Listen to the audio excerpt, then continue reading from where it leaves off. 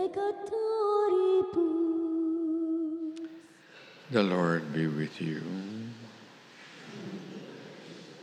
A reading from the Holy Gospel according to Mark.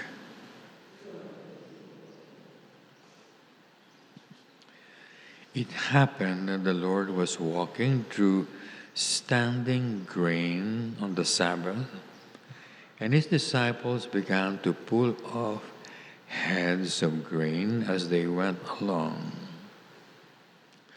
At this, the Pharisees protested, "Look, why do they do a thing not permitted on the Sabbath?" He said to them, "Have you never read what David did when he was in need and he and his men were hungry? How he entered God's house in the days of Abiathar the high priest and ate the holy bread which only the priests were permitted to eat. He even gave it to his men." Then he said to them, "The Sabbath was made for men, not man for the Sabbath. That is why the Son of Man is Lord even of the Sabbath." The Gospel of the Lord.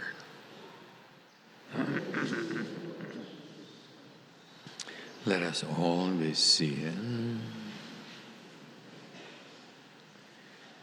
Today is Tuesday of the second week of the year. The liturgy of the Mass had been teaching us the importance of having faith. And we begin by having faith by imitating the natural faith of children. And then the Mass continues until we started the Sundays in ordinary time, in which we were taught to improve and perfect our faith. How do we perfect our faith? By knowing all the commandments of God in the Old Testament, and by knowing all the commandments of Jesus Christ in the New Testament. That's the way to have perfect faith, a knowledge of all the commandments of Christ. Now, when we learn the commandments of Christ, we must learn them in the proper order. Meaning to say, we must first learn and obey the first commandment, and then learn and obey the second commandment. You cannot learn the second unless you have learned and obeyed the first. So, to observe the proper order of the commandments is important, and this is taught to us in proper order in the liturgy of the Mass. That is why we have seasons and numbers of Sundays in ordinary time. That is the proper order. However, in order to help man obey the commandments of God, Holy Mother the Church has made human commandments, which is found in what you call canon law. So canon law are commandments of men made by the men of the church. And then you have the commandments of God. The commandments of man are meant to help you obey the commandments of God. And so we have rules in the monastery. Those rules are made by man. And they are meant to help you obey the commandments of God. So it is as important, because if you do not obey the commandments made by men, you will not be able to obey the commandments of God. However, it can happen that sometimes, not all the time, but sometimes there is a contradiction between the commands made by man and the commands of God. As what example, precisely what happened in the gospel for today. Christ and the apostles were hungry. They were walking in the fields, and there is a human command not to steal food or fruits that is not yours. There is. Even now, there are human commands not to steal what belongs to others, and many other commands made by man. But during that time, Christ and the apostles were hungry. And the command of God is that when you are hungry, you must eat. Otherwise, you might die. So the command of Christ is when you are hungry or thirsty, you must eat and drink. Or if you see someone else hungry and thirsty, you must feed that person and give him a drink. Otherwise, you sin against God, because that is God's command. But in today's gospel, there was a contradiction between the commands of man and the command of God.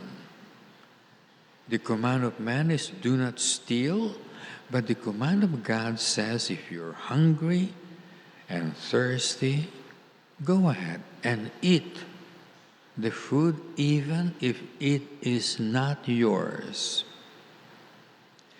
That is why when the Pharisees saw Christ and the apostles stealing, but you do not call it stealing because it is allowed.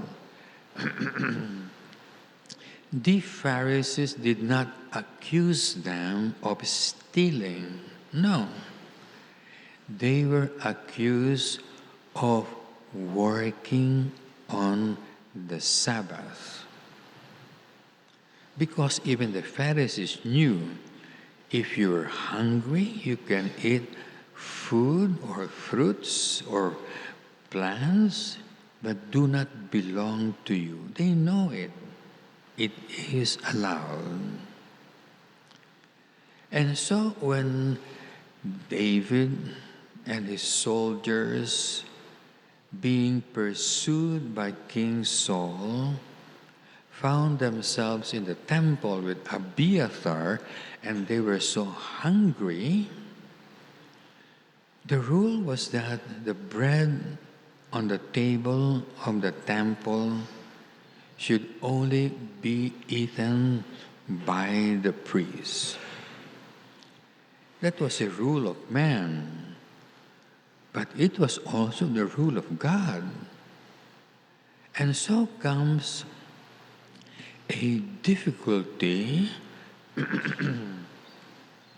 wherein there are two commandments of God which seems to be contradictory. God says the bread on the table of the temple should only be eaten by the priests. But God says also that if you're hungry, lest you die, you must eat. And so, David and the soldiers, with the permission of the high priest Abiathar, were allowed to eat the bread in the temple, which is worship, used for worship, and eaten only by the priests. The first rule is very clear.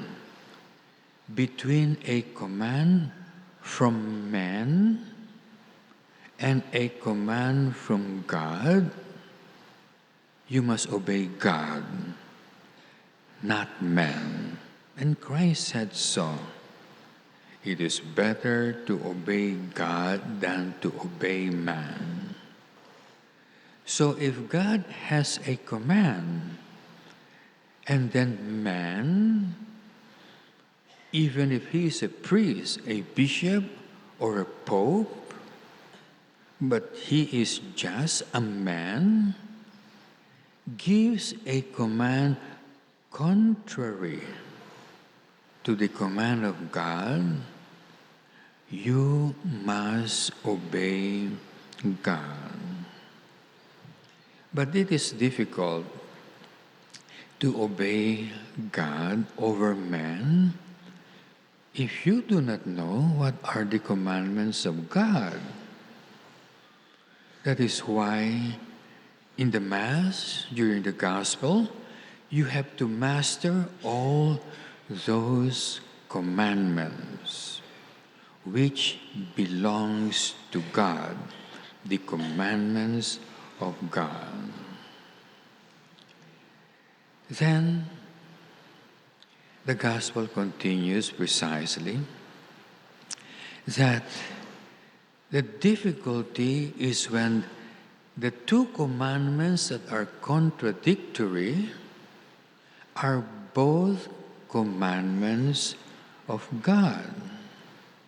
That is why it is important for you to know the commandments in proper order, because you must choose the second command before the first commandment. Obey the first command to obey the second command, but when there is a contradiction between the two, you must obey the second and not the first.